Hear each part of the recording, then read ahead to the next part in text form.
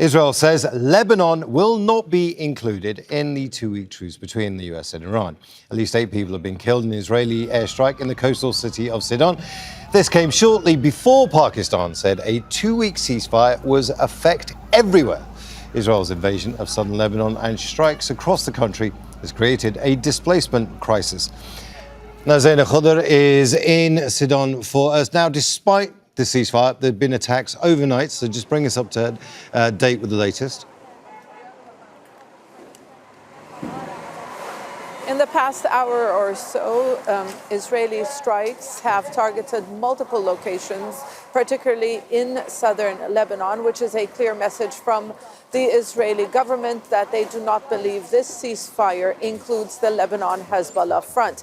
We are in the southern city of Sidon. Behind me, what was used to be a café. Now, it was hit overnight, just a few hours before that ceasefire was announced. 8 people killed.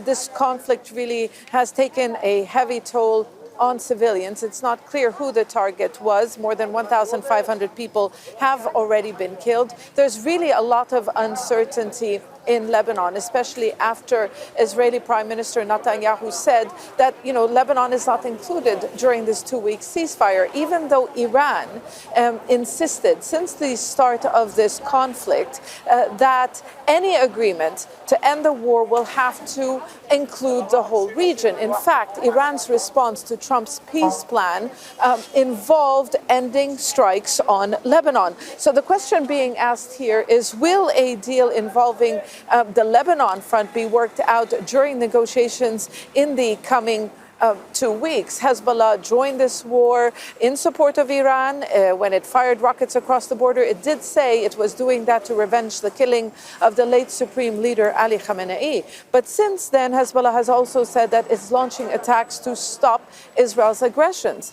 Hezbollah's calculation is that it has more political leverage or a better negotiating position when it is standing by Iran, because it blames the Lebanese government for failing to get Israel to implement the last ceasefire agreement in late 2024, because Israel continued to occupy land in Lebanon, continued to hold detainees, and it continued to carry out near daily strikes in Lebanon. So really, there is a lot of uncertainty following this latest ceasefire agreement. But what is clear is that strikes are continuing across southern Lebanon, with the Israeli army yet again issuing another evacuation order for the village of Abbasiyeh, that's in the city of Tyre in the south of the country. Nearly 15%, over 15% of Lebanon has been displaced, Zeina. It's a system that is at breaking point because more evacuation orders mean more people homeless and less space for those people to be housed anywhere. How's the system coping? Well, it's an immense challenge for a government that's nearly bankrupt, for a society which is poor. There has been a financial crisis in this country for years, and the government has done nothing to alleviate the suffering of the people. We're just going to walk across the street. We are in the seafront in Sidon. All these cars that you see parked along the road, these are displaced people sleeping in their cars. And we've been speaking to them.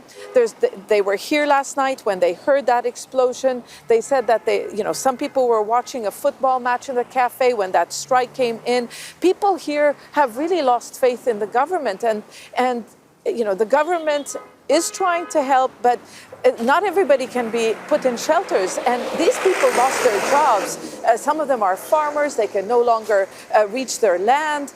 Many of them live in the southern suburbs of Beirut. Their businesses are there. Their jobs are there. Unemployment is on the rise. So this really is a big challenge. Human suffering. They've lost their homes. So many people here say that any agreement that comes out must include reconstruction, because in the last ceasefire agreement in late 2024, since then, Israel did not allow people to return to their homes along the border. They didn't even allow them to start rebuilding their homes. So people are concerned, and they're watching, diplomatic efforts closely, and they are hoping that a final agreement can be reached soon.